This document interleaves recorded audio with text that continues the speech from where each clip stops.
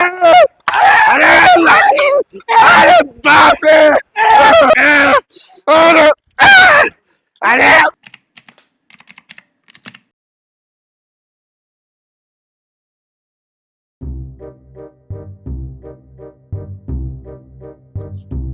हमार बेटा मनीषावा रामफल भैया के कमलेशवा से 2 साल बड़ ह।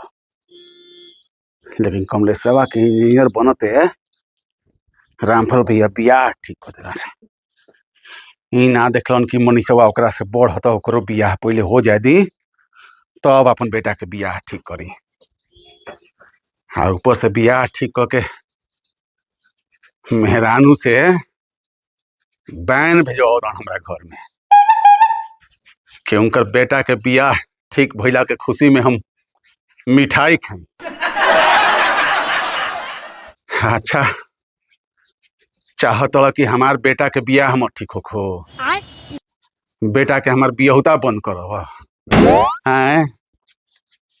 अब कौनो अगुआ हमार दुआरी पर है सो कि छोट भाई के बियाह ठीक हो गईल आ बड़ भाई में कौन दोष रहे कि ओकर बियाह ना भइल।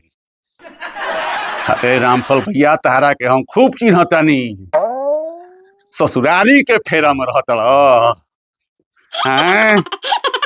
साली आ सरहज के कहला में पड़ल बड़ा कि तहर साली आ सरहज बियाह ठीक रहता लोग। आ ई ना देखलक लोग कि हमार मनीषवा ओकर से 2 साल बड़ ह। तहरा के तो हम ऊ हाल कह देब रामफल भैया नु कि तहर जियल दुलम हो जाए।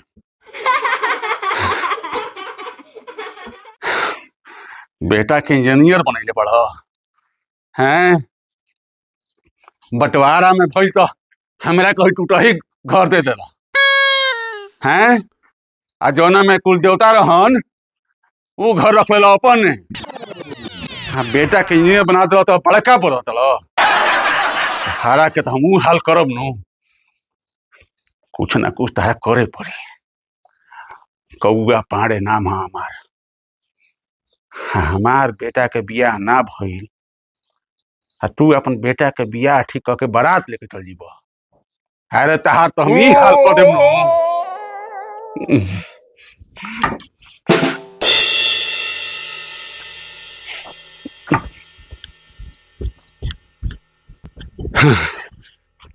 बेटा के बियाह ठीक करके हमारा के नीच दिखावत हम। आज तू क्या के दिखाइए दे। रामफल भैया, ए रामफल भैया के हो? हम है कौआ पाड़े, आँख से लौकत दिखे का बात ह? का बात पूछत अहो हमार बेटा से तोहार बेटा 2 साल छोट ह कमलेशवा आ ओकर बियाह ठीक कर देल। तारा लाज ना लगल हो कि बड़ भाई के रहते छोट भाई के बियाह ठीक कर देल। का कहत रहा? लाज तो हमरो लागता मगर तहार बेटा लफुई करी है। आ उकर अगुआ नाही तो हम अपन बेटा के कौन दिन बियाह रोकी? हमार बेटा के लफुआ कहतल हैं। सुना तू निकल बहरी, निकल बहरी हो। निकलो बहरी? हाँ हाँ तो निकलो तनी दम धरो।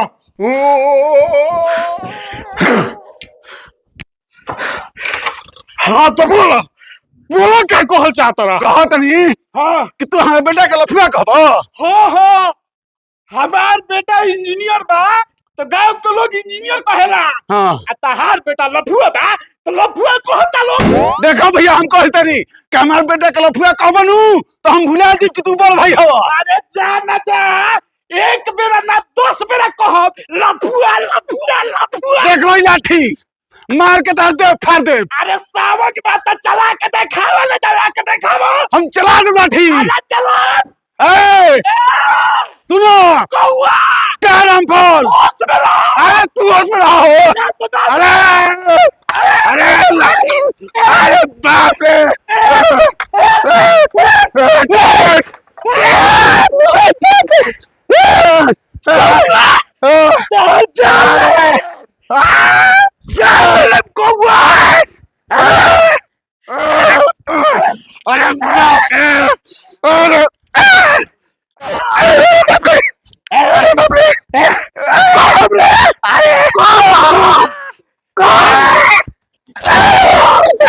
अरे बाप!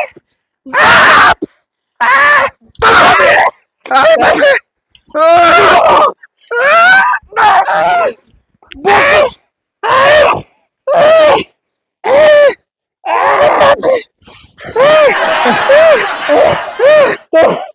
वो कलम फाड़ दे।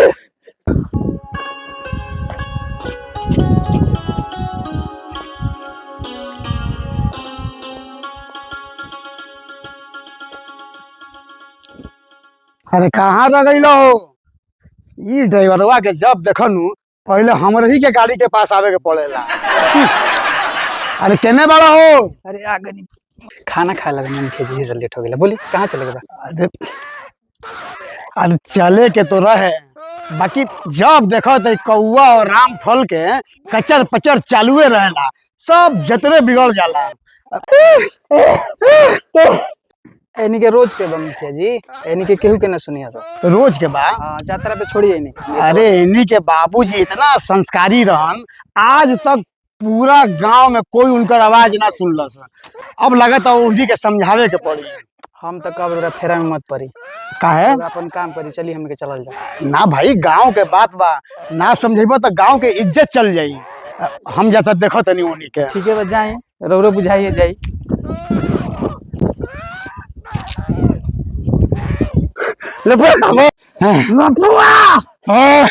अरे इका कैला बड़ा लोग, हट हट हट, दोनों भाई आपस में हट हट किनारे।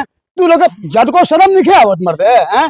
तू लोग के बाबूजी हे गांव के इतना बड़ा शरीफ और सम्मानित आदमी रहन, और तू लोग आपस में कुकुर लेखा लड़त रह लोग हैं। जद को शर्म लिहाज नहीं के, मैं गांव में इज्जत देवे लोग का अपन हैं? मुखिया, तू हमार बड़ भाई के कुकुर कहल ह?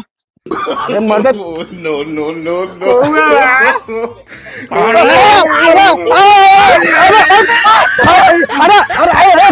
हम मुखिया हैं, अरे भाई हम मुखिया हैं। अरे बाप रे, अरे बाप, अरे हम मुखिया हैं भाई, अरे हम गांव का मुखिया हैं।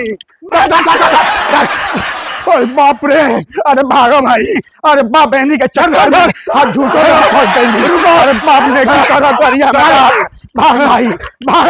अरे बूढ़ पुरानिया एकदम ठीक कहले बा, दूसरा के झगड़ा में ना पड़े के भाई। अरे भागो भाई, अरे बाप रे बाप ड्राइवरवा ठीक कहत रहे, दूसरा के लफड़ा में ना पड़े।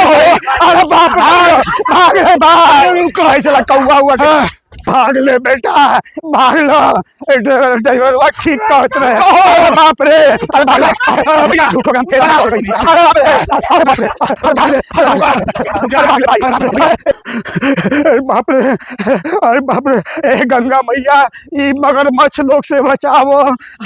आज कुंभ में नहाए जाए के रहे, लेकिन सब जतरे बिगाड़ के रख देलन। हे भगवान, अरे बचा लो, आज के बाद केहू के लफड़ा में ना पड़ो, कोई के झगड़ा में भी ना पड़ो।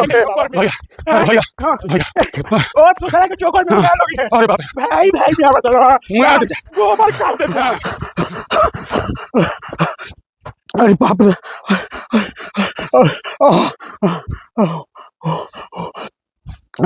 दूसरा के फेर में पड़ला कि यही नतीजा होला। अब से दूसरा के फेर में ना पड़ब, दूसरा के बीच में। अरे बाप रे भैया, मुखिया तो भाग गई भैया, भाग हमी के हफा देलो। अरे बाप रे बाप। ओह बाप रे बाप। भैया खैनी खाई जाओ नु, बनाओ चुनौती दो। देखो चुनौती हमारे तोहरे भी हुई। अरे बाप रे बाप।